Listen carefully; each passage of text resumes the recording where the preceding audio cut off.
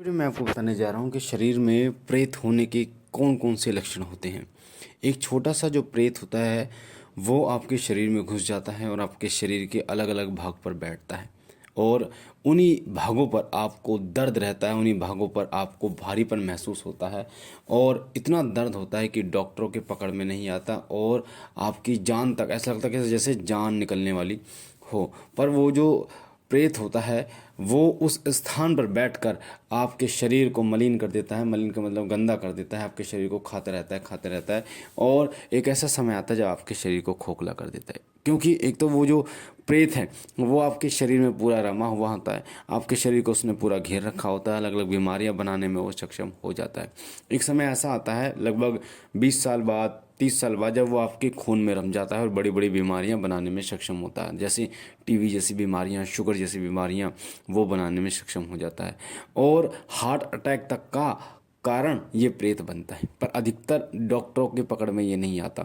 आप डॉक्टर के पास जाते हैं, एडमिट कर देते हैं, वो एंटीबायोटिक चला देते हैं, वो ग्लूकोज चढ़ा देते हैं, उसके बाद में बोलते हैं कि रिपोर्टों में कुछ नहीं आया है, पर दर्द बना रहता है।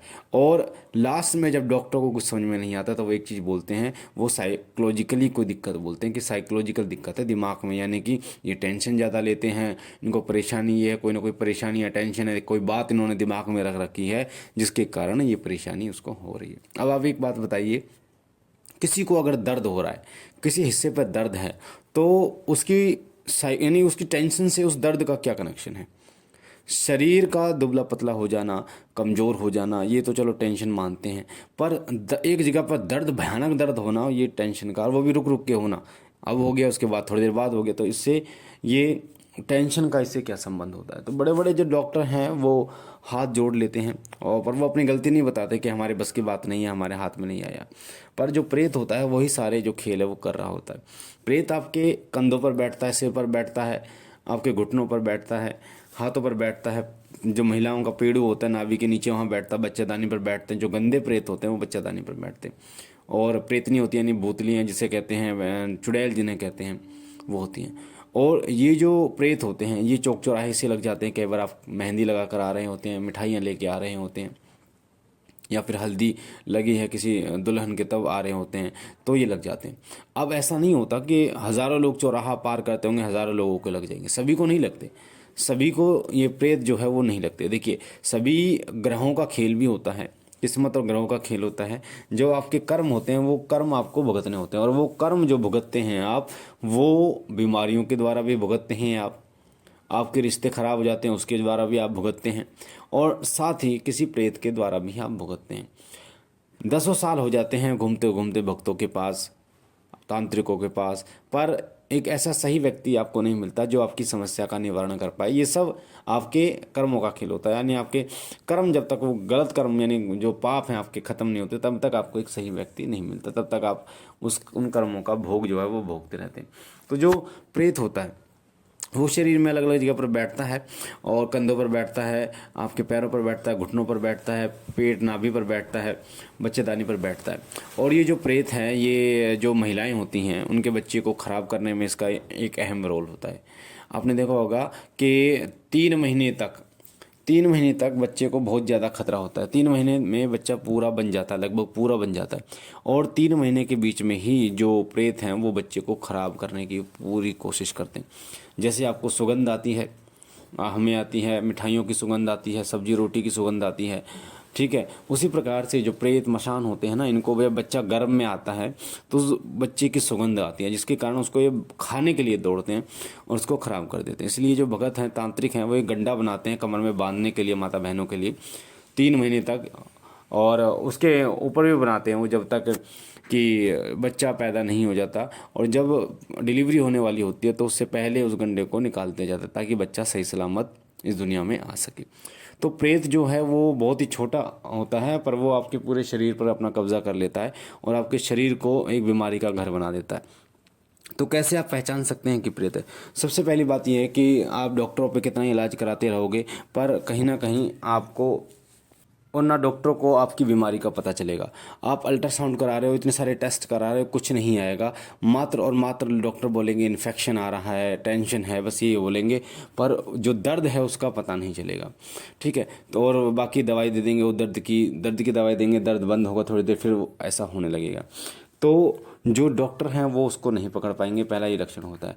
दूसरा लक्षण होता है कि जिसको प्रेत होता है उस जहाँ पर वो बैठता है उस जगह पर उसको भारीपन लगता है। जैसे सर पे बैठेगा तो सर भारी रहेगा, कंधे भारी रहेंगे, कंधे पर बैठेगा तो घुटने पर बैठेगा तो पैरों से चला नहीं जाएगा, ऐसा लगेगा। तो ये दूसरा लक्षण होता है प्रेत का। तीसरा लक्षण होता है कि वो व्यक्ति, आप इस चीज़ को नोटिस करना, जिसको प्रेत है ना घर में, अगर वो व्यक्ति कोई सफ़ेद चीज़ खा लेता है, जैसे सफ़ेद चावल दही खा लेता है, सफ़ेद कोई मिठाई खा लेता है, या मेहंदी लगा लेता है वो व्यक्ति, या हल्दी का लेप लगा लेता है वो व्यक्ति, तो उस व्यक्ति को पीड़ा बहुत ज़्यादा होनी शुरू हो जाती है, बहुत ज़्यादा परेशानी उसको होनी शुरू हो जाती है। ये तीसरा लक्षण होता है। चौथा लक्षण होता है कि जब भी वो व्यक्ति किसी एक अच्छे साधक के सामने जाता है, किसी तांत्रिक के सामने जाता है, जिन्होंने तपस्या की, जिन्होंने पूजा जप किया है, जिसने पूजा पाठ की है, तो उस व्यक्ति के शरीर में जो है वो घबराहट होनी शुरू हो जाती है। उसके व्यक्ति के शरीर में अलग सी घबराहट होनी शुरू हो जाती है, बेचैनी होनी शुरू हो जाती है। क्योंकि जब भी कोई प्रेत किसी अच्छे भगत या साधक के पास जाता है जिसके पास बड़ी शक्ति है, तो वो डरता है कि ये मुझे शरीर से ना निकाल दे। तो ये जो है जो चौथा लक्षण होता है। पांचवा लक्षण होता है कि प्रेत जो है वो आपको सपने में माध्यम से डराता है। बहुत बार, कई बार सपने में आपको डराता है, आपके ऐसा लगता है छाती पर कोई बैठा हो, आपकी गला कोई घोटने की कोशिश कर रहा हो, इस प्रकार के लक्षण आपको दिखाई देते हैं।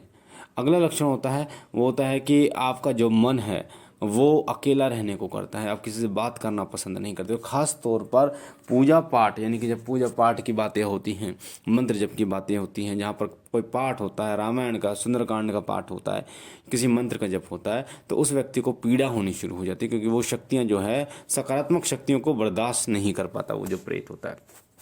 तो वो ऐसे समय में लड़ाइयाँ कराने की कोशिश करता है, पूजा पाठ को बंद कराने की कोशिश करता है। और अगर आप किसी धाम पर जाने की सोच रहे हैं, आप किसी बालाजी दरबार जा रहे हैं, माता काली के दरबार जा रहे हैं, बाबा त्रिलोक भारती के दरबार जा रहे हैं, बाबा मोहनराम के दरबार, ऐसे दरबार जा रहे हैं जो जागृत दरबार है, जहाँ पर इनका निवारण होता है, तो अगर इसको प्रेत को पता चल गया तो ये उस व्यक्ति को पीड़ा देना शुरू कर देता है, बहुत ज़बरदस्त तरीके से पीड़ा देता है।